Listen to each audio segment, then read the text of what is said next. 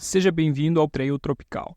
Nesse podcast, conversamos com pessoas que compõem a cena de corrida de montanha no Brasil, com o objetivo de conhecer os bastidores delas, nos inspirar com suas histórias e aprender com suas experiências para que possamos nos tornar corredores de montanha cada vez melhores, curtindo esse processo cada vez mais. Hoje batemos um RP aqui no podcast. A minha conversa de hoje é com alguém que correu a maior distância de todos os nossos convidados até agora. Ela já correu provas com mais de 200 milhas, ou 330 quilômetros, nos Alpes italianos, subindo mais de 24 mil metros de desnível positivo.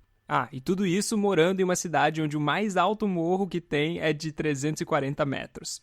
Ela nos contou como foi a primeira prova de trail dela, que, adivinha qual foi a distância? Isso mesmo, 100 milhas. A primeira prova de trail da vida dela foram as 100 milhas na La Mission Argentina.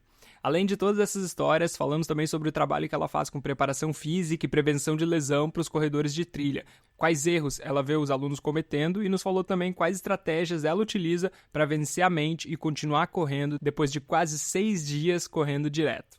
Foi um prazer incrível ouvir essas histórias de hoje e eu espero que você curta o meu papo com Sabrina Schirmer. Sabrina Schirmer, seja bem-vinda ao Trail Tropical. É um prazer estar aqui, podendo falar do que a gente mais ama, que é esse nosso esporte maravilhoso. Eu queria começar aí essa nossa conversa, então, falando sobre a primeira prova de trail que tu fez, né? Eu acho que tu é a primeira pessoa que eu conheço que a primeira prova de trail foi uma de 100 milhas. Conta pra gente por que tu decidiu começar por essa prova, né? Que foi a La Mission na Argentina, e como que foi fazer essas 100 milhas aí entrando no trail? Bom, na realidade, eu comecei fazendo corridas de aventura, né? Na época em que eu iniciei, a gente não tinha as corridas de montanha, né? E eu comecei, eu dava aula de spinning na época, eu corria de maneira amadora lá, aqueles 10 quilômetros de asfalto, e o pessoal me convidou, olha, vai ter uma corrida aí no meio da natureza, nós precisamos de uma mulher para participar, né? E eu disse, olha, eu não corro no meio da natureza, não pedalo, né? Mas vamos experimentar, né? E aí me emprestaram até uma bicicleta na época que eu nem tinha, e eu fui fazer uma primeira prova de corrida de aventura. E eu amei aquilo ali, para mim foi uma sensação maravilhosa, né? De estar participando desse multiesporte no meio da natureza. Isso foi lá nos anos 97, 98, alguma coisa assim, né? E eu gostei muito. E dali por diante, eu comecei a participar das corridas de aventura. Elas começaram a crescer de uma maneira muito intensa aqui no Brasil, né? Eram corridas em equipe, onde a gente tinha quatro pessoas, né? Eram 3 homens e uma mulher. E aí eu vim participando dessas provas, a gente chegava a fazer uma prova por mês, naquela época, jovens, né? Recuperava rápido. Maravilhoso. Então, assim, a primeira prova que eu fiz, para tu ter uma ideia, era uma prova de 60 quilômetros. Multiesporte, né? Entre corrida, remo, rapel e tal. Mas eu já comecei, assim, com uma distância um pouquinho maior. E essas distâncias, elas foram aumentando. Eu fui fazendo provas de 80, de 100, 120, 150. E cheguei a fazer uma prova que foi a maior de aventura, que se chamava EcoMotion Pro, que era uma etapa do Campeonato Mundial de Corrida de Aventura que rolou no Brasil, que era uma prova de 440K. Foi a minha maior distância, né? Mas, assim, as provas em equipe, a gente tem a questão da equipe, né? De como tu compõe isso aí. E eu comecei a encher o saco da questão da equipe, né? Porque a mulher, sempre a coitada, a mulher é arrastada nas provas. Então, nunca é o que a mulher quer, né? A mulher dar o ritmo por ser a mais fraca, né? Mas a gente é arrastado, tu não tem vez, tu tem que pedir, por favor, eu quero parar para ir no banheiro, uma coisa. E eu comecei a encher o saco desse gerenciamento da equipe. Aí eu parei, meu filho nasceu em 2008, e aí começaram a se falar nas corridas de montanha, né? Daí eu falei, nossa, quem sabe então agora, porque assim, é muito difícil com um filho pequeno tu trabalhar, correr, fazer rapel, treinar para esse multiesporte, né? E aí foi aí que surgiu as corridas de montanha, né, na minha vida, porque se falaram, olha, tem uma prova lá na Argentina, eu acho que tu vai curtir. Daí quando eu olhei 160 quilômetros, eu falei, gente, mas tudo isso, né? Aí eles, não, mas tu já fez prova de 400, o que é uma prova de, né, de 100 milhas para quem vai fazer, já fez 400. Mas era a minha primeira experiência sozinha e eu disse, não, vou tentar. né? Porque o La Mission Argentina, ela é uma prova que te permite que o atleta vá no seu ritmo, né? Eles têm esse lema, chegar é ganhar, então tu tens que completar a prova. E aí eu me inscrevi, né? Eu falei, seja o que Deus quiser, vou treinar só uma modalidade, eu só corria, fazia treino de força, era bem mais fácil com um filho pequeno. E aí foi aí que surgiu o La Mission Argentina, o 160K, e eu me apaixonei e falei, gente, é isso que eu quero, eu tô no meio da natureza, como eu já vinha curtindo há muitos anos, mas eu não tenho ninguém para ficar gritando no meu ouvido, vamos, vamos, vamos, vamos, quer dizer, o meu ritmo. E aí, nunca mais parei. E como que foi essa prova aí pra ti? Fazer esses 160 quilômetros? Realmente foi algo fácil por causa da tua bagagem, assim? Ou foi uma experiência aí diferente do que tu estava esperando? Cara, a La Mission Argentina é uma prova, assim, ela é uma prova de montanha de verdade, né? Eu vinha correndo essas corridas de aventura no Brasil. E o nível de montanhas que a gente tem no Brasil, ele é muito diferente do nível que tu tem na Argentina, né? No Chile. Então, aquela foi a minha primeira experiência de montanha de verdade, né? De andar lá em cima. Então, assim, eu tive algumas surpresas, aquela questão de tu estar sozinha num lugar inóspito, ela é uma prova autossuficiente, tu tá lá com a tua mochila e te vira, né? Então eu tive, assim, alguns períodos de medo, assim, nossa, tô sozinha, aí, assim, começou temporal, vão encerrar a prova, não vão, e aí tu vê que não, que a Argentina, eles são muito assim, estão acostumados com aquele clima mais inóspito, né? Então eu oscilei em momentos de êxtase, aquela coisa de tu fazer o esforço, chegar lá em cima e ter uma vista, nossa, que demais, né? Com momentos de pavor, do tipo, meu Deus, eu vou cair daqui, tô aqui sozinha, de pegar muito vento no cume da montanha e o vento me levava, assim, de eu chegar meio que cair e levantar, mas foi uma experiência incrível, tanto que eu acabei voltando lá alguns anos depois para repetir a mesma prova, né? Ah, legal. E tem algum aprendizado que tu trouxe toda essa bagagem aí que tu foi construindo nos anos, né, de corrida de aventura, que tu acha que te ajuda de alguma forma hoje nas provas de trail, assim? Tem alguma coisa que tu conseguiu trazer de lá? Ai, com certeza. Eu acho que a corrida de aventura me ensinou a ser, primeiro, autossuficiente, né? Então, assim, tu tem que te virar, né? E às vezes muito mais do que nas provas de montanha, porque a prova de montanha tu tem uma organização por trás, tu tem um posto de controle com comida, com água, né? Nas corridas de aventura a gente não tem isso, tu carrega muita coisa, ou tu chega em alguns locais de transição de uma modalidade para outra, mas assim, tu vai ter que te virar, pegar tua comida, trocar o teu equipamento, né? Então eu digo assim que as corridas de aventura elas me ensinaram a ser raiz, né? Então, assim, não tem frescura, é aquilo ali, vai embora, vai ficar sem dormir, sem tomar banho, vai ficar esfolado, arranhado, vai sofrer muito, né? Então, eu digo que eu aprendi a ser um pouco de casca grossa, por conta das corridas de aventura, né? E eu acho que esse foi um dos grandes aprendizados, assim. Não tem mimimi, né? Tu tem que ir lá e vai embora, né? Uhum. É legal que no trail isso acaba sendo importante também, né? Então, tu ir cultivando essa casca grossa, assim, com certeza, né, traz frutos aí pra ti, pros teus resultados que tu tem no trail hoje em dia também, né? Ah, com certeza. E tu fez toda uma epopeia aí de anos, né, pra conseguir fazer finalmente os 170 quilômetros da UTMB em Chamonix, né? Conta pra gente um pouco dessa jornada, como é que foram aí as provas que tu teve que fazer pra chegar lá e como que foi aí finalmente a sensação de estar correndo lá ao redor de Mont Blanc em 2019. Tá, a primeira vez que eu tive em Mont Blanc foi em 2014, tá? Porque eu já vinha fazendo, a gente tinha poucas provas no Brasil naquela época, né? Me lembro que em 2013 começou a aparecer o Xterra, era muito novo ainda, e eu já fazia distâncias maiores, e distâncias maiores a gente não tinha no Brasil, então eu acabei fazendo muita prova no Chile, muita prova na Argentina, fiz quase todas daquela região ali. E aí eu disse, nossa, eu queria uma prova maior, e a gente já olhava, assim. Naquela época a gente não tinha tanta rede social, a gente não via tanto, não almejava tanta coisa, porque a gente nem via o que acontecia, né? Mas eu ia fazer 40 anos, eu disse, nossa, eu quero uma coisa para os meus 40 anos, eu quero uma corrida, quero uma coisa diferente, quero correr na Europa. E aí, naquela época, tinha os pontos do ITRA, então a gente tinha que correr as provas, pontuar o ITRA para poder ir pedir o sorteio. E aí, em 2014, eu tentei a minha primeira vez, não fui sorteada, né? foi uma decepção, porque eu vinha assim, eu só falava assim, eu só corro prova que pontue, né, porque eu queria a bendita da prova. Em 2014 não deu, mas naquela época eles ofereciam a TDS, que é os 120 quilômetros, para quem não conseguia o sorteio da UTMB.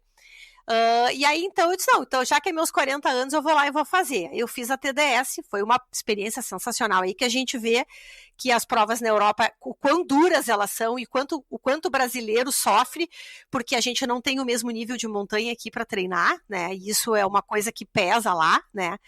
Mas, enfim, eu fui para a TDS, curti a prova, sofri, falei, nossa, mas eu quero fazer o TMB. Eu sempre, assim, ó, eu tenho, aqui em casa, o meu marido goza comigo, que quando eu meto uma coisa na cabeça, sai da frente, eu fico ali, mas eu quero, eu quero. Aí eu falei, cara, eu quero o TMB. Aí eu tentei no ano seguinte, não levei. Aí eu comecei a fazer provas grandes e que pontuassem. Isso, de certa forma, foi uma coisa muito legal, porque talvez se eu tivesse conseguido a UTMB lá em 2014, da primeira vez, talvez eu não tivesse completado, porque eu acho que eu não teria a experiência suficiente para uma prova daquele nível. Isso me fez ir correndo várias provas. Eu fiz a Lavaredo, que é uma outra prova na Itália, eu fui indo e fui pontuando. Aí, tentei a UTMB de novo, não deu. Bom, aí naquela época, quando tu tentava no terceiro ano e não conseguia, pelo sorteio, eles te davam a vaga, tu ganhava a vaga. Eu falei, pronto, agora esse ano eu vou conseguir, só que tu tinha que manter essa tua pontuação em dia, né? E aí eu acabei fazendo algumas provas no Brasil, muito mal organizadas, aí começaram meus traumas com prova no Brasil, né? Provas que teoricamente iriam pontuar, mas que chegou na hora, não pontuaram, porque foi tão mal organizada que não teve a pontuação. Resumo da ópera, chegou no final do ano, eu tinha a vaga e não tinha a pontuação. Não, assim, o azar, eu disse, não, gente, só um pouquinho. E aí, eu tinha feito a Lavaredo, que era uma prova na Itália, na metade do ano, eu não tinha grana para correr fora de novo, né? E aí eu tinha uma última cartada na manga, que era correr Extremo Sul, que é uma prova que rola aqui no sul, tu vai do Cassino ao Chuí, é uma prova de beira de praia, são 226 quilômetros pela areia, sempre reto. E aí o que eu pensei? Eu vou fazer isso aí, porque eu não posso ficar sem os pontos. E foi um aprendizado naquele ano, porque eu tinha vindo de um ano muito forte, só fazendo provas acima de 100K, e eu já estava super cansada e resolvi, e aí eu fui lá, assim, me achando, tipo assim, não, tô acostumada a correr na montanha 170, o que vai ser 200 no plano? Me quebrei, eu travei no quilômetro 160, eu não conseguia caminhar. Eu saí carregada no colo, e no final, aquele ano, foi uma frustração só, porque eu tinha a vaga e fiquei sem os pontos. Então, não consegui de novo, né? Aí eu já entrei naquelas assim, não é para eu ir, isso aí é um sinal que eu não tenho que fazer essa prova, né? O meu marido, nessas alturas, já dizia, tá, deu, né? Porque tu tá só... A minha vida era os pontos para ir para o UTMB. E aí eu, não vou, eu fiquei desanimada. Aí uns amigos iam correr a CCC, que é a prova de 100, né? Aí me convidaram, quem sabe, vamos junto. Daí eu falei, cara, mas essa prova é tão difícil de conseguir a vaga, vou tentar, se der, deu, tá. Bom, deu. Consegui a vaga de primeira. Aí lá foi a Sabrina de novo, segundo ano para Chamonix, fiz o 100K, fiz a CCC, fiz uma prova linda, cruzei o pórtico de chegada e não curti. Eu falei, cara, não adianta, cara, não é isso aqui que eu quero. Eu quero fazer o TMB, eu quero passar nesse pórtico. Eu ainda fiz uma chegada, eu cheguei de madrugada, não tinha ninguém lá, não era aquilo que eu queria. Eu falei, bom, aí avisei em casa, olha só, eu vou tentar até o resto da minha vida até eu conseguir a UTMB. E aí a CCC foi em 2018, né? A essas alturas eu já estava assim, bom, se eu conseguir, de onde é que eu vou tirar dinheiro para correr? Mas como eu já estava vários anos, né, tentando, nunca dava, eu falei, vou tentar no que vem de novo e vamos ver se vai rolar. E aí eu tentei em 2019 e consegui a vaga. Eis que enfim, né? Então eu demorei 5 anos, mas eu digo assim, foram 5 anos de expectativas e algumas frustrações, mas de certa forma eu tenho certeza que eu acabei indo para a prova com a maturidade que eu deveria estar para poder fazer ela, curtir e completar. Foi por alguns meses ali que tu não entrou na pandemia, né? E aí ia ficar, talvez, adiar mais 1 ano e meio, talvez pelo menos isso aí. Sim, talvez ainda tivesse a questão da pandemia, que pegou muita gente, né? Enfim, né? Mas deu certo, né? Eu fui lá e cumpri, mas eu acabei, no final das contas, indo. Tive a oportunidade de ir 3 vezes para lá, de curtir, porque aquilo lá é muito mais que uma prova, é um evento, né? Enfim, eu digo que todo mundo que corre trail um dia na vida tem que ir lá para fazer, nem que seja qualquer coisa, entendeu? 20, 50 quilômetros, o que for. Porque realmente é uma experiência muito legal, né? Uhum. E quando tu comentou ali, acho que quando tava falando da TDS, né, que as provas lá, realmente a montanha é muito diferente, que a gente não consegue treinar, tu acha que isso se deve mais pro fato de ser, de realmente de ter muito desnível, de ser muito íngreme, ou às vezes da montanha realmente permitir correr mais do que às vezes a nossa Mata Atlântica, né, a maior parte das montanhas aqui acaba permitindo. O que tu acha, a que tu acha que se deve, assim, o fator de realmente a gente ter dificuldade de conseguir performar nessas provas? Cara, eu acho que isso depende muito, em primeiro lugar, assim, ó, da região onde tu moras, né?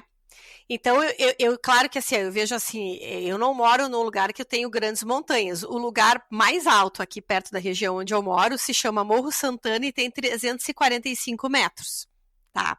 Claro que se eu morasse em Brasília, seria pior, porque eu não teria nada, né? E claro que se eu morasse em Passa Quatro, seria outra realidade. Então, provavelmente para a pessoa que mora numa cidade de montanha não seja tão ruim quanto para mim, né? Mas o que eu vejo a dificuldade, assim, ó, aqui no Brasil, a gente não consegue tu ter uma montanha que ela é tão alta, ela é tão íngreme, tem uma altimetria tão grande, que tu vai ficar muitas horas exposto naquela montanha. O que a gente faz aqui? A gente vai acumular X altimetria num treino, mas o que tu faz? Tu sobe e desce uma coisinha pequena várias vezes. Então, é diferente de tu ficar 6 horas subindo, né? De tu demorar 3 horas para fazer 5 quilômetros, como já me aconteceu, entendeu? A gente não tem como treinar isso, por mais que tu adapte com uma série de estratégias que a gente tem para fazer, né? É diferente, eu acho que isso aumenta um pouco mais a sofrência. Tem a questão de tu correr mais tempo ou não, mas aí vai depender da tua prova, né? Por exemplo, a UTMB, o 170, ela é uma prova, o cara que corre bem, ele vai correr continuamente, né? Agora, por exemplo, a TDS é uma prova mais travada, tem muita pedra. Às vezes tu sobe na sofrência, quando tu chega lá em cima e tu diz, não, agora eu vou soltar a perna e vou descer. E aí tu chega lá, cada pedra maior que tu. Tu não consegue desenvolver, né? Então depende da prova. Mas eu acho que essa questão, assim, de a gente, para acumular lá um X de altimetria, tu precisa de muitas horas de treino, né? O cara que mora no pé da montanha, ele faz uma subidinha e acumula rápido, né? Sim. E eu acho que isso acaba dificultando o treinamento para quem mora no Brasil, né? Entendi. E tu comentou aí que tu, né, toda essa epopeia aí que tu fez para conseguir a UTMB, e eu imagino, né, que por outros motivos também, né, teve toda essa experiência aí nas provas aqui na América do Sul também, Argentina, Chile, fora as do Brasil, da Europa.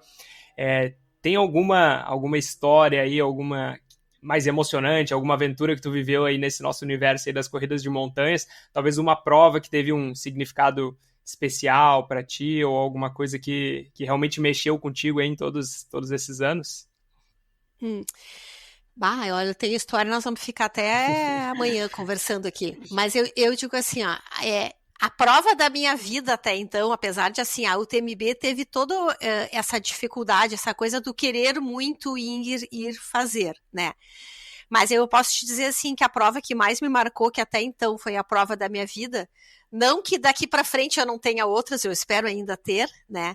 Mas foi em 2022 que eu fiz o Tour de Gans, né? Que foi prova de montanha, foi a mais longa e mais dura prova que eu fiz, porque o Tour foram 339 quilômetros com 33 mil acumulado, né? Então, assim, é muita coisa, né? E foi uma prova meio que escolhida, era uma prova que eu tinha ideia de um dia, eu tenho uma lista, tá? Assim, que eu sabe? Aquelas que eu quero, né? E essa lista, ela só vai tendo bronca ali, né? As provas as mais convencionais eu já fiz. Então, eu sou uma pessoa movida a desafios e eu brinco que, assim, que eu gosto de provas que me deem um certo medo, né?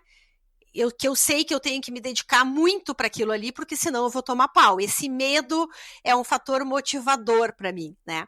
E eu olhava para o Thor, assim, como uma coisa meio distante. Aí teve a pandemia, a gente parou aquele troço, e aí depois da pandemia eu só pensava, não, eu quero fazer uma coisa assim, eu quero uma provona, né?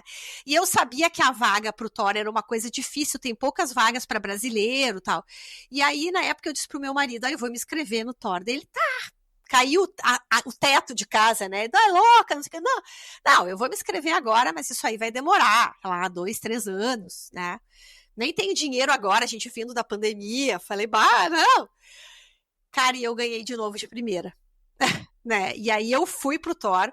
Foi uma prova que eu me dediquei ao Thor rola em setembro. Eu comecei o processo do Thor em dezembro do ano anterior, né? E foi uma prova que cara, se tu dissesse assim, ó, tu vai ter que subir no teto, vai te ajudar, eu subia no teto. Eu fiz uma preparação de tudo que eu precisava.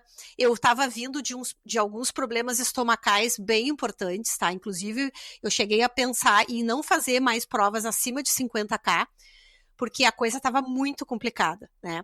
E quando eu consegui a vaga pro Thor, né, eu já treinava com o Togumi na época, e o Togumi me disse, olha, a prova é a tua cara, mas nas tuas condições estomacais tu não completa.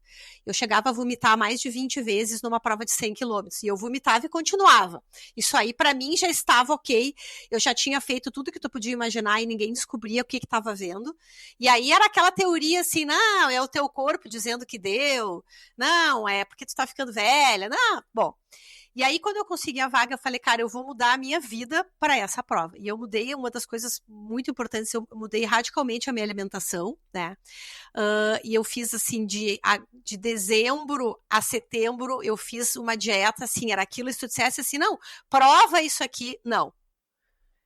Então, eu fiz uma coisa assim, sabe? Né? E foi um desafio muito grande, eu sabia que a dificuldade ia ser grande, a prova é uma coisa fora da curva, né? E assim, ali tu ri e tu chora, né? Então eu fui de momentos de extrema alegria, momentos de pavor, momentos de sentar e chorar e dizer assim, que eu tô fazendo aqui? Como é que me deixaram vir para cá? Eu não tenho a menor condição de fazer isso aqui é fora. E a prova deu certo, sabe? E foi uma das maiores experiências da minha vida. Caramba. Pô, eu já tinha colocado aqui, né, pra te perguntar sobre essa prova, mas eu queria deixar mais pro final, né, pra gente ir construindo ali até chegar nela. Mas, pô, como tu já trouxe essa daí, cara, eu não consigo nem imaginar como que deve ser começar a pensar, né? Desde a parte da logística já deve ser, assim, um pesadelo, né? Porque, pô, eu fico pensando às vezes, sei lá, pra uma prova ali de 30, 40 quilômetros, eu já vou cheio de gel, cheio de comida, que parece que não cabe mais nada para levar, assim.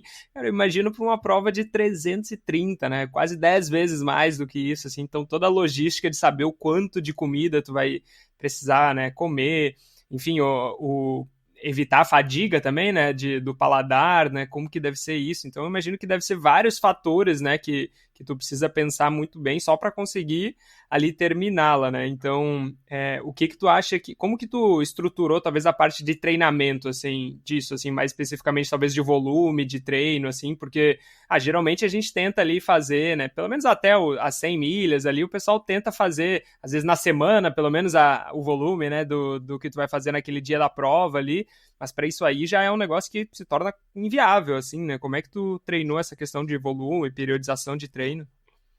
Sim, uma coisa que as pessoas, quando na época do Thor, as pessoas mais me perguntavam, quanto foi o pico do teu volume? Quanto foi o pico do teu volume? Porque é justamente isso, tu pensa lá que para uma corrida de 100 milhas, tu vai tentar na semana toda fazer alguma coisa mais próximo, né? Agora, para essa distância toda, é inviável tu fazer isso, porque tu vai chegar lá quebrado, não tem como, né? Então, a primeira coisa que a gente fala assim, para tu fazer o Thor, ela é uma prova que exige a experiência da tua vida, né? Ela é uma prova que tu tem que tomar decisões, né? Então, é uma prova que requer experiência de tu saber o que tu vai fazer naquela hora, na hora que der a bronca, porque a bronca vai acontecer, porque ninguém fica algumas vezes, talvez, né? horas, muitas, né? Ninguém fica 150 horas exposto lá, naquele nível de montanha, né? Que o nível técnico é muito alto, sem tu ter que apagar incêndio, quer dizer, isso vai acontecer, né? E o que acontece é que tu acaba não fazendo uma semana com pico de volume, tu faz várias semanas, né? Então tu fica 2 meses, então tu tem volumes muito altos lá de 100, 110K na semana, daí cai um pouquinho, volta, então assim, se torna tranquilo tu rodar, por exemplo, num sábado e num domingo, 60, 70K, tu faz isso, né, mais os treinos da semana. Então, assim, tu tem que investir muito na parte não só da corrida, mas no resto, principalmente no treino de força, né, porque ela tem é uma coisa que eu sofri muito lá, eu tenho 1,60 m, eu sou baixinha, então algumas montanhas eu tinha que levantar o joelho quase na altura da metade do meu abdômen para conseguir subir, e às vezes usar as mãos, né, tem umas pedras muito grandes, e isso vai te causando uma fadiga muito grande, então tu tem que ter um treinamento de força muito específico, muito direcionado, junto com uma parte de recuperação muito grande, porque é uma pancada tu treinar esse tanto, né? Então, se tu não tiver uma parte de recovery junto, se tu não tiver uma rotina de mobilidade para prevenir lesões, a coisa realmente complica bastante, né? Mas é uma logística absurda, né? É uma logística absurda. E é uma das coisas que hoje eu ainda sigo, porque numa dessas mudanças da minha alimentação aí, eu parei de comer glúten, né? Desde a minha preparação para o Thor, né? Então eu não como glúten, eu não como nada que tem conservante, aromatizante e praticamente nada de pacote, né? Então, por exemplo, gel, fazem mais de 10 anos que eu não coloco um gel na boca. Então, tu imagina que eu tenho que levar comida, entendeu? Então eu tenho essa busca, o que eu vou levar? A minha alimentação é toda diferente para eu não comer nada que tem conservante. Por exemplo, se eu pegar uma cápsula de sal, por exemplo, se eu pegar a cápsula de sal e eu engolir a cápsula, acabou a minha prova. Eu tenho que abrir a cápsula e botar o sal na boca. O invólucro da cápsula de sal me faz mal. Então eu aprendi uma série de coisas que eu tive que ajustar, e aí para essas provas maiores é mais difícil, porque o que tu vai levar? Tipo assim, imagina, tu vai levar gel, eu não tenho como levar o gel. Então, o que eu vou substituir que tem a mesma quantidade de carbo? Então, essa logística alimentar, para mim, é uma coisa bem complicada, que funcionou, né? Eu tô há 2 anos, nunca mais tive nada, graças a Deus. Uhum. E quais foram algumas dessas substituições aí que tu fez para compensar, talvez, o uso do gel, assim? Porque realmente fruta, esse tipo de coisa, às vezes acaba sendo difícil, né? Dá para usar desidratado, mas também, às vezes, acaba chegando num limite ali que... eu sei que para umas provas menores é tranquilo de fazer, né? Mas eu imagino que que tu acaba chegando, né, em um teto aí do que tu consegue carregar de coisas sólidas ou alimento de verdade mesmo, assim, né? Sim. O que eu digo assim, ó, eu não posso... os meus cálculos nutricionais, eles são um pouco fora do padrão, né? Então, aquele cálculo de 90 gramas de carbo por 1 hora, comigo ele não funciona, né? E era uma coisa que eu discutia muito, eu passei por várias nutricionistas esportivas, nossa, eu sou expert no assunto nutrição, né? Porque as pessoas chegavam, não, tu tem que comer 90 gramas por carbo. Cara, eu vou correr 6 dias. Como é que eu vou comer 90? Eu tenho que levar um Sherpa para carregar a comida toda, primeiro, e segundo, tu tem que ter um estômago de avestruz, porque tu não vai, tu imagina, 90 por hora, eu vou correr 20 horas, vou comer 20 alimentos, não, entendeu? Não, isso é inviável, não tem como fazer, então os meus cálculos são um pouquinho diferentes, mas assim, eu comecei a substituir muito, eu uso muita batata cozida, batata doce, batata chips assada, mariola, que a gente tem aqui no sul, né, que é aqueles doces de banana, né, eu uso muito, né, e funcionou, né, tem funcionado, tem a questão do carregar, né, e dependendo da prova, nem nos postos de abastecimento tem isso, né, uso arroz, né, uso carbo, mas eu uso comida, nada que tem conservante, uhum. né. Última pergunta aí sobre essa prova e antes da gente mudar de assunto, como que foi a questão do sono para ti? Tu já foi decidido ali onde que ia dormir, quanto que ia dormir, se não ia dormir, como é que foi? Tu fez esse Tá. gerenciamento?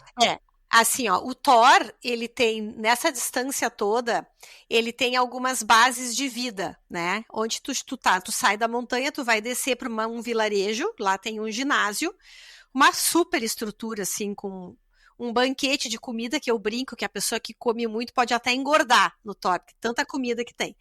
Tem camas para tu dormir e lá tu tem a tua sacola, tem o teu drop bag. Então eu tinha me programado que nessas bases de vidas eu iria dormir, parar lá e dormir, exceto na primeira, porque como eu tô acostumada a fazer provas de 100, 120k, normalmente 30 horas eu aguento de boa sem começar a zuretar muito. Então, como a prova largava meio-dia, eu disse, não, a primeira noite eu vou tocar direto, na segunda eu vou dormir, né? Foi o meu primeiro tapa na cara, porque o primeiro dia do Thor é insano, tá? É uma coisa absurda, altimetria muito alta, as montanhas cansam muito, e eu cheguei na primeira base de vida às 3 da manhã, eu falei, cara, eu vou ter que parar para dormir, eu não tenho a menor condição, eu tava acabada. E aí eu parei ali e dormi 40 minutos. O que foi pouco, tanto que no dia seguinte, durante o dia, eu sentei lá 1 hora e falei assim, cara, deu para mim. Eu não vou mais. Eu não tinha mais condição, eu não tinha mais força, eu tava um lixo, literalmente um lixo. E aí, na época, eu falei com meu marido, falei com o Togumi e, não, vamos tocar. E aí, depois eu engrenei, né? Então, eu parava praticamente 2 horas, a cada 24 horas, eu parava 2 horas.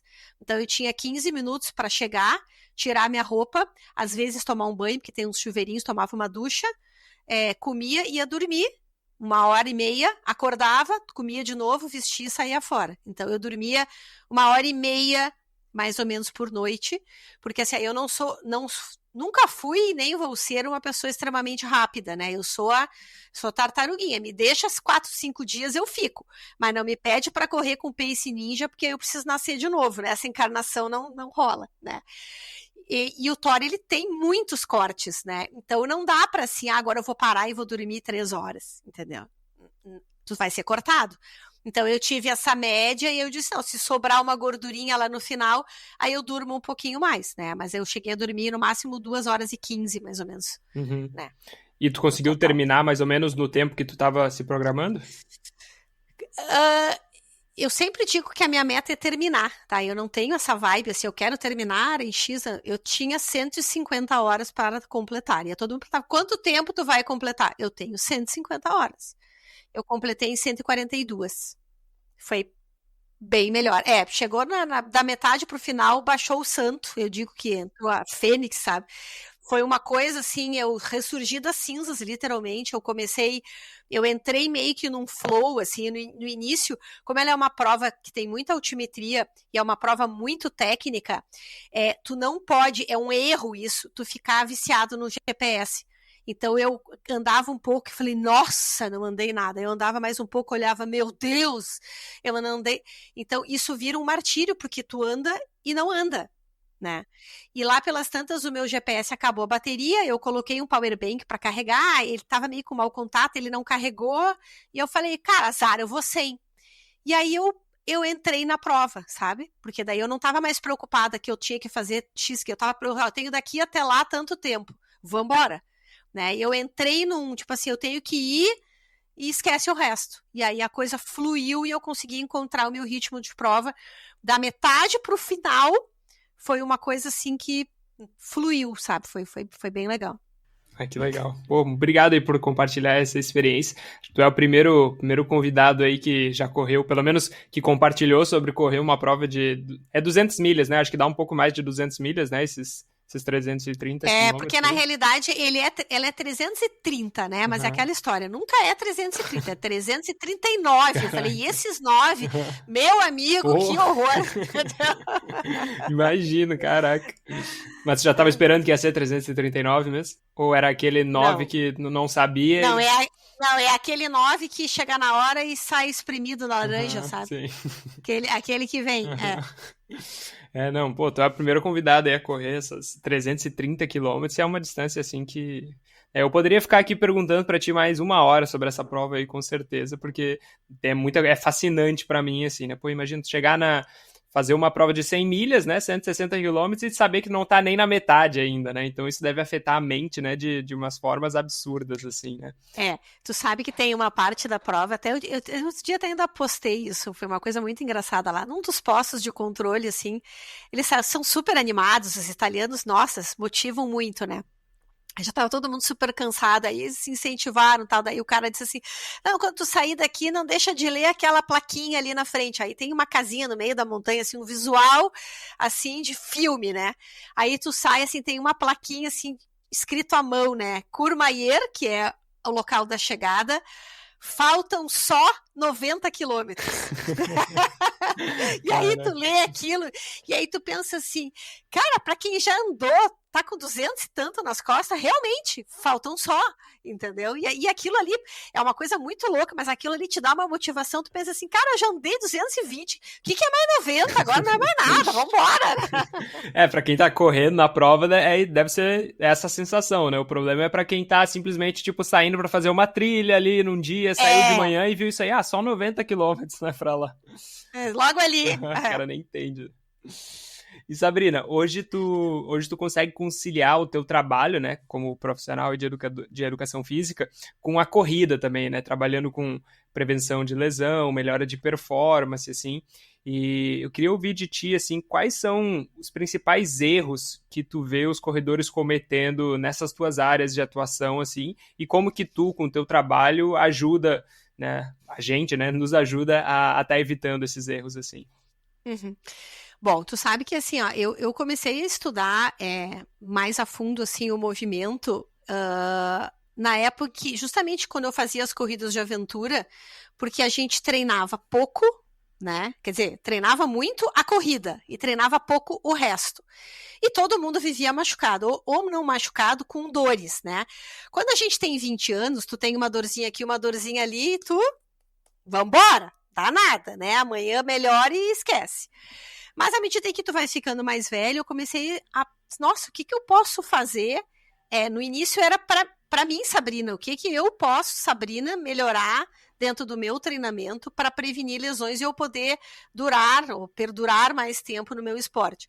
E ao mesmo tempo também, eu já trabalhava com personal trainer, tal, e eu tinha os alunos com muitas dores, eu falei, o que a gente vai poder fazer em termos de movimento, né? Para melhorar. Então, eu comecei estudando o movimento para público em geral. E aí, aos pouquinhos, eu comecei a especializar um pouco mais na corrida.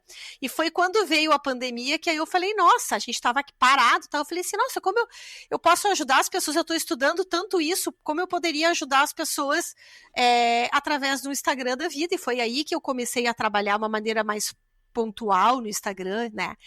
Mas assim, o que a gente vê como principal, né? Isso às vezes os alunos procuram, eu tô com uma dor, como é que tu pode me ajudar? Eu falei, já sei, tu faz isso, e tu não faz isso. Cara, 95% é positivo, são sempre as mesmas coisas, tá? Então, o que acontece? Corredor quer o quê? Correr, né? Corredor quer correr, ele não quer fazer mais nada, porque o resto tudo, ou é perda de tempo ou é chato, né? Então, o corredor, ele vai se deter a algumas coisas que são importantes, que são vitais, quando ele tiver dor, ou principalmente quando ele parar, porque ele tá machucado. Aí ele vai dizer, o que eu tenho? Me ajuda. O que eu faço, né? Então, assim, o que é o ponto principal, né? Que eu vejo? Faz falta treino de força, né? O corredor não faz treino de força, ou quando ele faz o treino de força, ele vai para academia e às vezes por falta de orientação dos próprios professores de educação física, ele vai ter sempre o mesmo treino. Então eu já brinco, faço academia, eu já sei o que tu faz o supino, uma barra, uma puxada, leg press, extensão de joelhos, flexão de joelhos, uma prancha e era isso. Então é aquele treino meio básico, né, que não atende às nossas necessidades, né? Porque assim, a gente precisa ter um pouco mais de movimento, né? Pensa que a maioria de nós passa o tempo todo sentado, tu tá sentado no teu trabalho, tu tá sentado no teu carro, aí tu vai pra academia, tu faz o quê? Tu senta. né? Então, a falta de movimento do quadril vai afetar diretamente na tua mecânica de corrida, né? Então, tu tem que fazer exercícios numa perna só, por exemplo, né? Porque quando tu corre, tu tá com uma perna no chão e uma perna no ar. Então, tu tem que trabalhar a estabilidade, não vai ser sentado que tu vai trabalhar. Né? Então, assim, o treino de força, às vezes, ele é equivocado. Claro que, é o que eu digo, é preferível que o cara vá lá, sente na maquininha e faça uma coisinha lá qualquer do que nada, né? Porque o mínimo de força ele vai ter, mas tá longe de ser o ideal, né? E treino de força para corredor, ele não é chato. Às vezes eu vejo muito assim, porque treino de corredor é chato. Cara, eu acho treino de corredor do caramba, entendeu? Agora, ficar sentado na máquina fazendo lá 3 séries de 10 é chato mesmo. É chato, né? Então, falta treino de força, falta muito treino de mobilidade, né? A gente, cada vez mais pela nossa vida moderna, a gente se movimenta menos, né? E essa falta de movimento da nossa vida, ela vai implicar em tudo, né? Na falta de movimento das nossas articulações, na sobrecarga articular que a gente vai ter. Então, assim, hoje em dia já se fala muito, há 10 anos atrás eu falava assim, treino de mobilidade, as pessoas ficavam assim, nossa, o que é isso? Né? Os meus alunos fazem treino de mobilidade há mais de 15 anos. Quem não fizer, eles não fazem, às vezes eu nem vejo. Eles já sabem, ninguém começa o treino sem fazer, né? Então, essa falta de rotina, o cara não aquece, o cara sai para correr, pega no tranco. Eu tô com pressa. Então, a pessoa quer correr. Então, não tem aquecimento, não tem treino de mobilidade, tem treino de força inadequado. Tu vai ver, o cara faz pancada 7 dias por semana, aí tu pergunta, nossa, e um treino recovery, né? Uma mobilidade, um rolo de espuma para dar uma soltada, quanto tu faz? Quando dói. Mas quando dói já é um sinal de que o teu corpo está dizendo, opa, amigo, né? Então, essas rotinas, elas têm que ser criadas, né? E no momento em que elas são criadas, a gente tem uma probabilidade, não quer dizer que não vai acontecer, né? Mas a gente tem uma probabilidade muito menor de ter intercorrências, lesões, dores, enfim, né? Uhum. E é interessante que não só a chance, né, desses problemas, essas lesões acontecerem, ela diminui, mas também se elas porventura acabarem acontecendo, elas, assim, muito provavelmente, assim, dá pra bater o martelo que elas vão ser bem menos graves do que se você não estivesse treinando nada, né? Então, uma pessoa que está acostumada ali a fazer exercícios, né, sei lá, tipo um levantamento terra com uma perna só, exercícios que vão requerer mais uma estabilidade maior das articulações, desde o tornozelo, joelho, quadril. O cara, quando torcer um pé, né, na trilha, que é algo muito comum, né, que provavelmente todo mundo vai passar, assim, quando ele vai torcer um pé, talvez realmente vai ficar ruim ali alguns dias, mas vai ser bem mais tranquilo e a chance dele não realmente gerar uma ruptura total, ela é muito maior, porque os músculos já estão mais fortes ali, né, e provavelmente ele vai recuperar muito mais rápido também, né, então não é... com certeza. Não só um trabalho que vai prevenir uma lesão, mas às vezes ela ajuda também a diminuir a chance dessa lesão ser mais grave, né, ou enfim, uma lesão mais que realmente vai tirar a gente do jogo por mais tempo, assim, né. Mas, infelizmente, isso é o tipo de coisa que a gente, às vezes, precisa sentir na própria pele, né? Precisa experimentar para daí, sim, começar a valorizar e a ver a importância, né? E é triste, porque é muita coisa relativamente simples, né? Sim. Que é coisas que, às vezes, a gente consegue fazer, às vezes, em casa mesmo, assim, né? Às vezes, sem equipamento, até a gente tem aquela ideia, às vezes, de que a gente precisa daquelas máquinas, daquele maquinário gigante da academia para conseguir fazer um treino de força, mas muitas vezes, em casa, com um sofá, uma cadeira ou a escada do prédio, tu consegue fazer um baita de um treino. A gente assim, faz. Sabendo o que tu fazer. Sabe que uma coisa que às vezes acontece, assim, às vezes o pessoal tá acostumado a treinar só em máquina, assim, eu monto um treino e envio pra pessoa, aí a pessoa me manda, nossa, mas é só isso aqui? Não, mas é só isso aqui? Eu falei, só isso aí, mas assim, tu faz e depois tu me diz como é que foi. Aí a pessoa faz, nossa, que horror, aquele exercício do demônio, eu não fico parado numa perna, né? Então, assim, são coisas muito simples, né? Que claro que às vezes para quem começa, tu vai fazer em casa, daqui a pouco até dá mais pra frente, quando tu já tem o mínimo de condições, tu tem que usar carga, tem que sentar o pau mesmo, porque se tu quiser aumentar a força, tu vai ter que treinar pesado.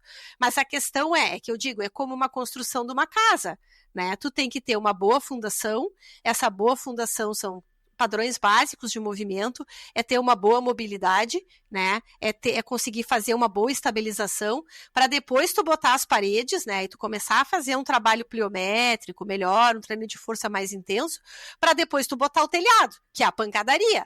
Mas o que o corredor quer? Ele olha lá no Instagram, Eu quero pular, não sei o quê, eu quero fazer levantamento olímpico, LPO, eu quero... Mas aí tu vai ver se o cara não consegue nem agachar com o peso do corpo, né? Então, assim, é aquela história, o cara faz o leg press com 200 quilos, mas manda agachar com uma barra nas costas direito, mas não consegue nem chegar nos 90 graus, né? Então, assim, às vezes tu tem que retroceder para avançar. Isso é uma coisa que às vezes o corredor não tem paciência. E eu já tive muitos alunos assim, que eu dizia no início, olha só, o cara tá sempre machucado. A minha proposta a gente vai regredir, né? E às vezes tu fala em regredir, ninguém gosta, né? Dizer, não, olha, tu vai ter que voltar, vamos ter que fazer né? A gente vai ter que regredir algumas coisas para avançar lá na frente, porque senão a tua intercorrência de lesão, ela é muito grande. Então, assim, quem tem a paciência para fazer, logo colhe frutos e as lesões vão embora e o cara tem uma evolução muito rápida. Quem não tem aquela história, mas eu queria fazer aquele exercício que eu vi que tu fez no Instagram. Eu falei, mas amigo, aquele exercício ele é muito avançado. Tu até vai chegar nele, mas mais para frente. Então, às vezes, copiar o que o amigo fez, entendeu? Não é o que vai te dar uma melhora de nada, às vezes, né? Às vezes mais atrapalha do que ajuda, né? Isso na corrida, assim, a gente tem que saber que cada um tá em um lugar diferente, né? Cada um tá escrevendo a sua própria história, começou em um lugar e hoje tá num lugar diferente da corrida, né? Não tem como a gente ficar se comparando, assim, esse jogo de comparações aí não leva a gente para nenhum lugar positivo, assim, né? Sempre vai levar a gente para um lugar de, ou às vezes a gente se sentir menor, ou às vezes se colocar em situações de risco, né? Ou seja, aumentando muito o volume de treino, aumentando muito a intensidade ou a amplitude dos exercícios. E esse jogo de comparação aí não tem como levar a gente para um lugar com bom. Certeza. E uma pergunta um pouco mais filosófica, assim, para ti, Sabrina. Qual que é o significado que a corrida tem para ti hoje, assim? Por que você corre? Cara, tem aquela frase, assim, que é clichê, né? Que não é terapia, mas é terapêutico, né? Então eu digo assim, hoje a corrida para mim ela é um mix é meu trabalho, é meu lazer, é minha terapia, né? Eu brinco que a corrida é onde eu me perco, mas também onde eu me encontro, né? Então, assim, eu corro por experiências, eu gosto eu sou uma pessoa que funciona eu sou muito disciplinada, mas eu gosto de ter metas, né, eu gosto de me colocar um desafio e aí agora eu vou atrás daquilo lá. Isso me dá um norte para minha vida, né, e é uma coisa que me motiva. Eu corro por experiências, assim, para poder buscar a minha melhor versão, né? Como eu te disse, eu nunca fui rápida quando era jovem, não vai ser agora, eu tô quase fazendo 50 anos que eu vou ser super rápida, né? Mas eu busco a minha melhor versão, né? E essa busca da melhor versão faz com que tu trabalhe o teu físico e o teu mental de uma maneira integrada, né? E isso acaba motivando para a minha vida. E eu imagino que toda essa tua caminhada aí de anos de corrida de aventura e os anos no trail agora, tu deve ter passado por algum momento de baixo mesmo, assim, talvez algum contratempo que tu teve na corrida, ou alguma lesão, alguma coisa que te deixou mais desanimada, assim. Tem alguma coisa, assim, que tu consegue pensar nessa tua caminhada, assim? E talvez o que tu fez para conseguir passar por esse momento, o que tu tirou disso? Eu sempre digo que a gente sempre tem muitos aprendizados, né? E que eu digo que as corridas, elas são exatamente como a nossa vida. As corridas longas, elas são como a nossa vida, né? Numa prova, tu vai ter momentos bons e vai ter momentos ruins, né? E tu vai passar melhor se tu souber lidar bem com eles, porque se tudo fosse maravilhoso, né, que graça teria? Tudo que é fácil demais é sem graça, então a gente tem que ter um perrengue também para valorizar algumas coisas, né, e nessa busca da gente sempre querer eu queria um pouquinho mais, não, mas eu podia estar um pouquinho melhor, né, um pouquinho melhor. Eu nem me lembro que ano era, porque eu fiz, acho que o meu primeiro La Mission em 2012, eu acho que em 2013 era isso, não me lembro direito a data, tá? Eu quis voltar pro La Mission, não vou voltar porque eu quero fazer um tempo melhor naquela época lá. Adorei, aquela prova foi mítica para mim, foi ótimo, né? E aí na época eu me treinava, né? Eu me montava tudo. E aí aquela linha muito tênue entre estar muito bem e, mas eu podia um pouquinho mais. Não, eu podia um pouquinho mais. E, mais uma vez, no auge da juventude, né? Eu acabei com uma dorzinha que era uma canelite, fratura por estresse, né? Foi a última, pra tu ter uma ideia, foi a última lesão importante que eu tive na minha vida. Estou falando de 2013. Pô, mais de 10 anos. Então, porque de lá pra cá eu comecei a seguir a cartilha, eu falei, não, né? Mas, enfim, assim, o La Mission rolava em fevereiro e eu diagnostiquei essa fratura por estresse em dezembro. Eu tava treinando, pauleira, né?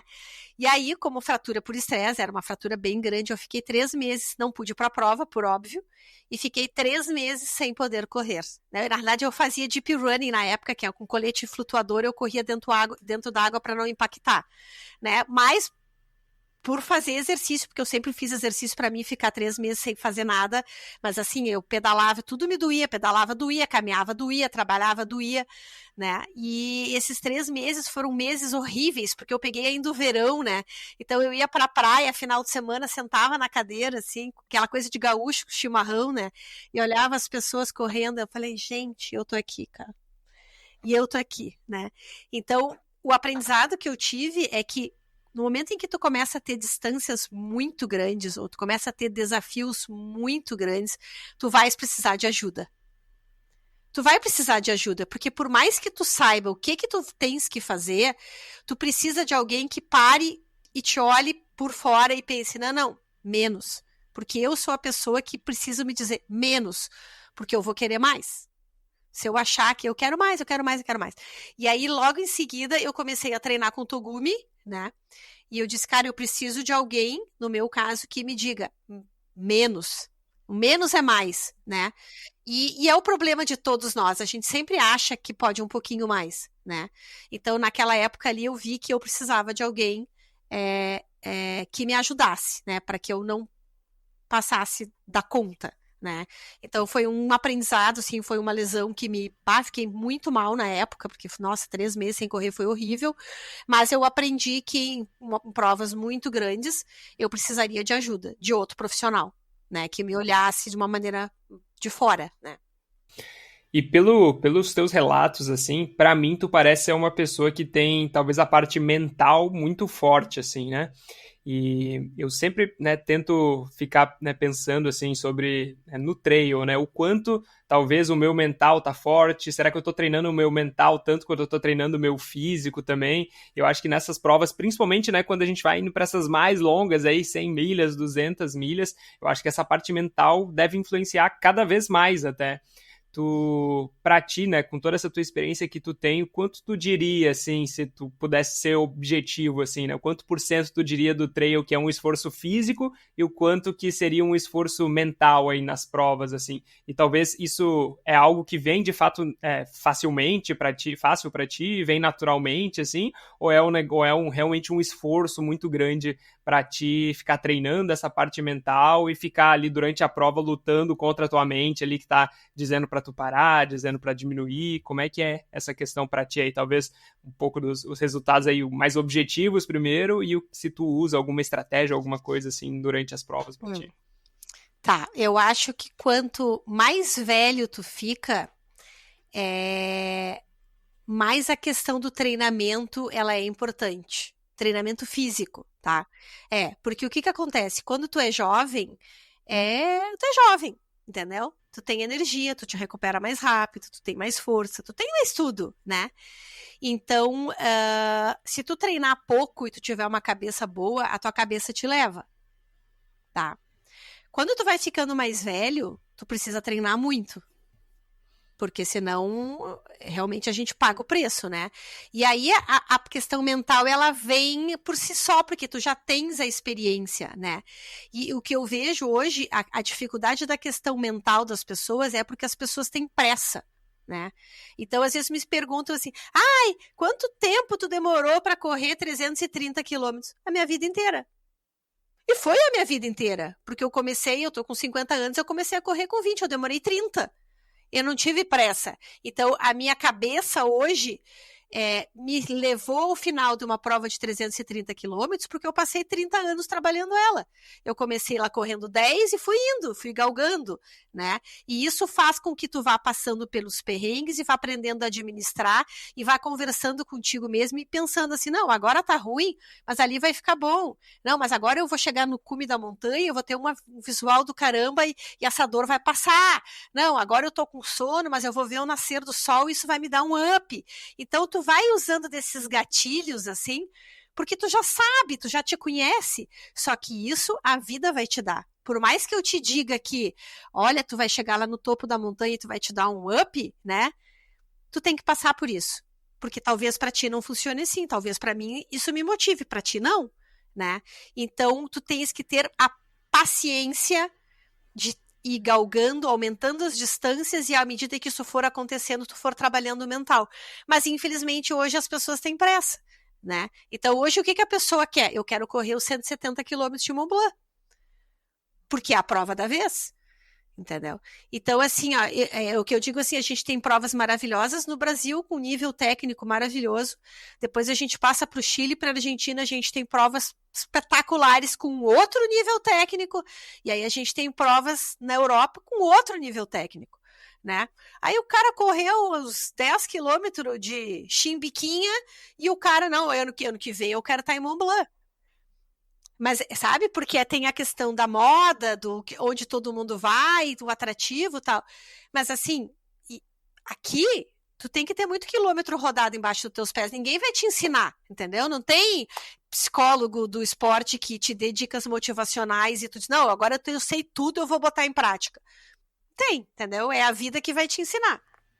Por mais que realmente é a nossa experiência, né, particular ali, a nossa vivência pessoal mesmo que vai nos ajudar, mas eu acho que esses teus conselhos aí, ensinamentos, assim, né, eu acho que isso ajuda bastante também, né, até pra gente saber que todo mundo passa por aquilo, assim, né, que às vezes quando a gente tá ali num momento de baixa, numa prova, ou às vezes numa semana mais difícil de treinamento, às vezes a gente, né, vem aquele pensamento, pô, será que para as outras pessoas é difícil assim também? Será que as pessoas, né, sofrem tanto quanto eu tô sofrendo? E é legal de ver, tipo, né, alguém, né, como tu, assim, que já teve tantas conquistas, assim, né, que também passa por essas coisas, assim, e vai, né, de forma pessoal, aprendendo a lidar com elas de uma forma melhor, né?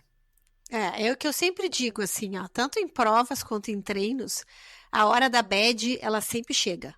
Ela chega, porque vai chegar uma hora que é aquela história, é sempre igual, né? Corredor começa animado, vambora, tal, daqui a pouco muda.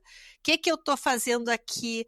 Por que eu me inscrevi? Nunca mais eu volto, nunca mais eu quero essa distância.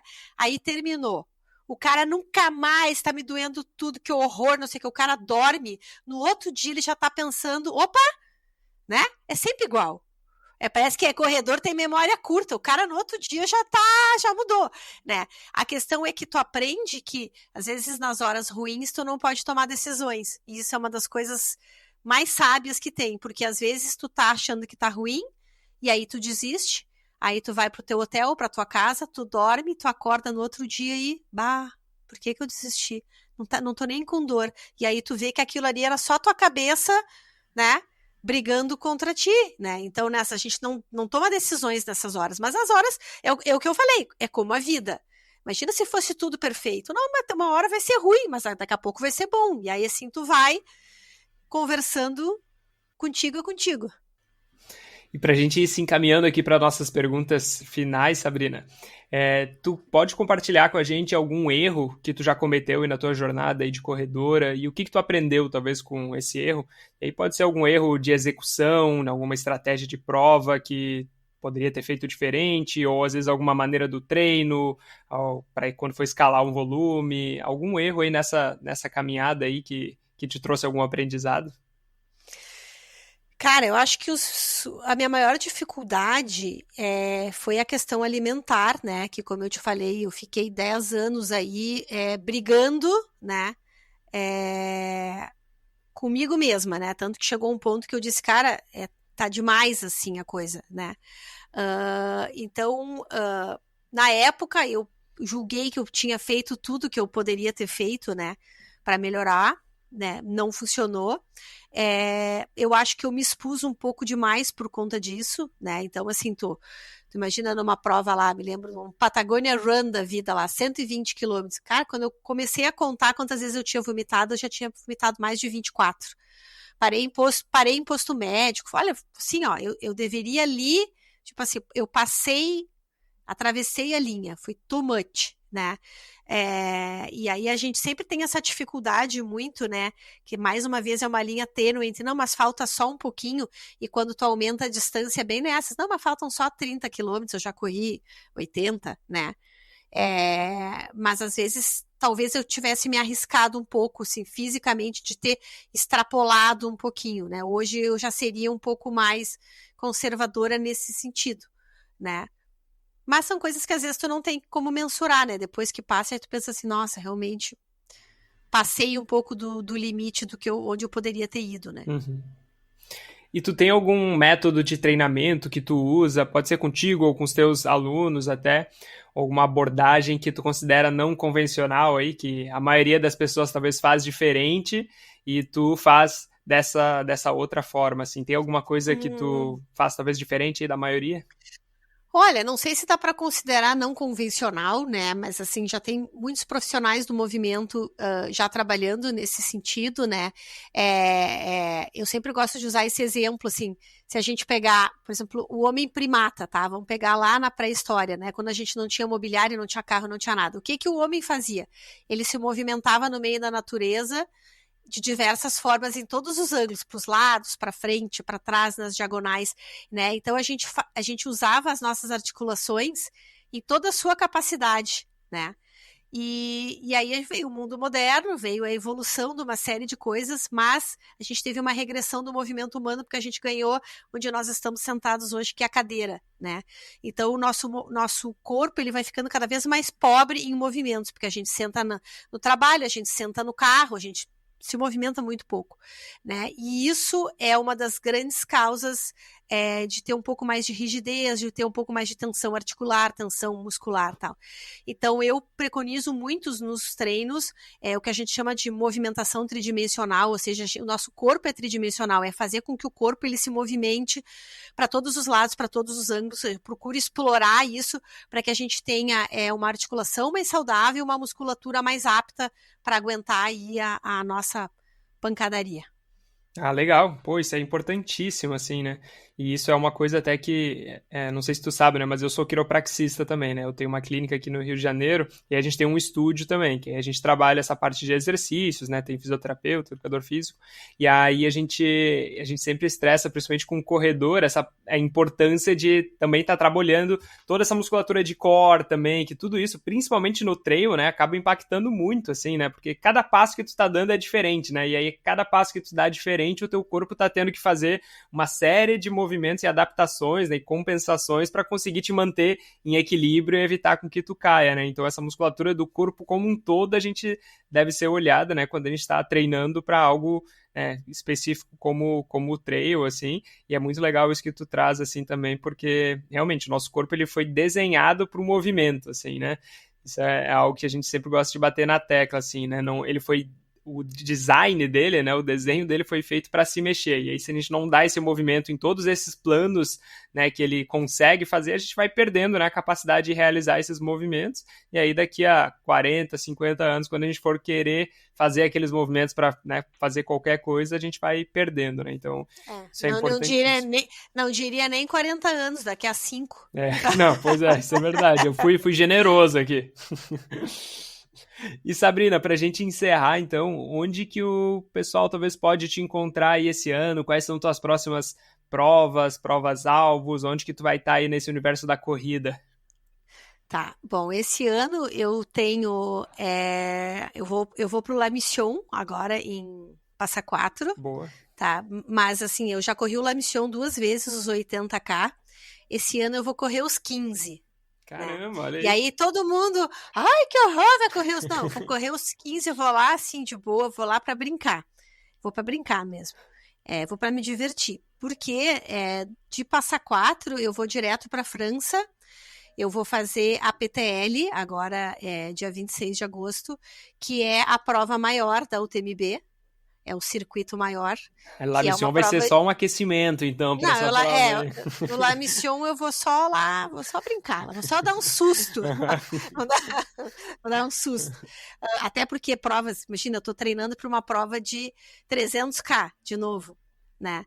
Então, o ritmo de 300K comparado com o ritmo de 15, não tem como. Eu vou lá só para... Não tem como, vou de boa. E aí eu vou correr a PTL, então, que é uma prova de 300K, novamente, vou para os 300. E ela é um pouco menos de altimetria do que o Thor, né? É uma prova que tem 25 mil acumulado, né?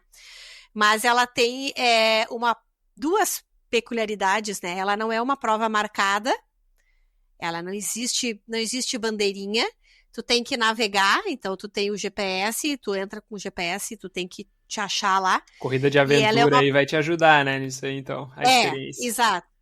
E ela é uma prova feita em trio, né? A gente corre ombro a ombro, as 3 correm os 300 quilômetros, e nós vamos ser a primeira equipe só de mulheres do Brasil a fazer, se tudo der certo, completar essa bronca aí. Então, ela é a minha prova-alvo do ano, eu tô treinando para ela desde janeiro, né?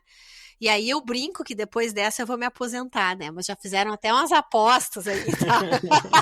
Pois é, baseado no teu histórico aí, eu também, apostaria contra isso aí, mas...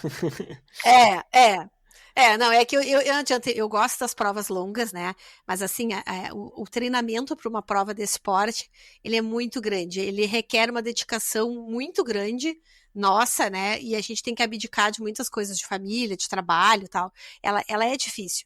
Então não é uma prova que dá para fazer todo ano, né? Sem contar também aqui, né? Ninguém me manda Pix, eu pago com o meu suor. Então, assim, essas provas acima de 200K, assim, para minha vida, eu comporto, assim, um ano sim, um ano não, um ano sim, um ano não, né?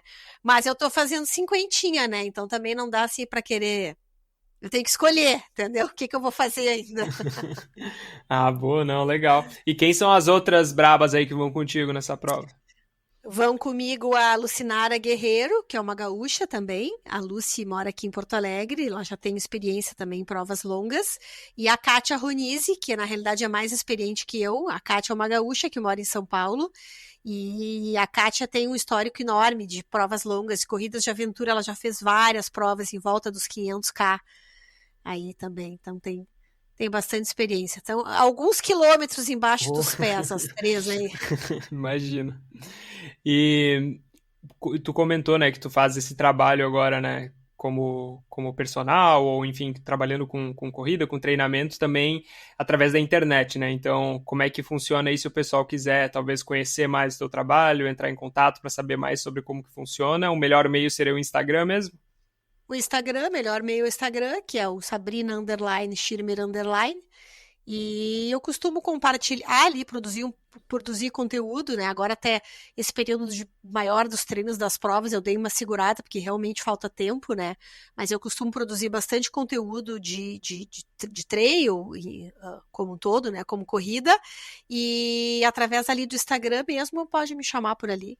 Beleza, então eu vou deixar o link aí do teu Instagram aqui, então, na descrição aí desse episódio, né? É só rolar para baixo aqui no Spotify que vocês já aperta ali, já vai direto pro Instagram da Sabrina, então. E, Sabrina, muito obrigado aí por ter topado, cara. Muitas histórias legais aí, eu gostei muito de conhecer mais, foi incentivador e educativo aí para mim também esse podcast. Obrigadão aí por ter topado participar e compartilhar mais da tua vida aí na corrida.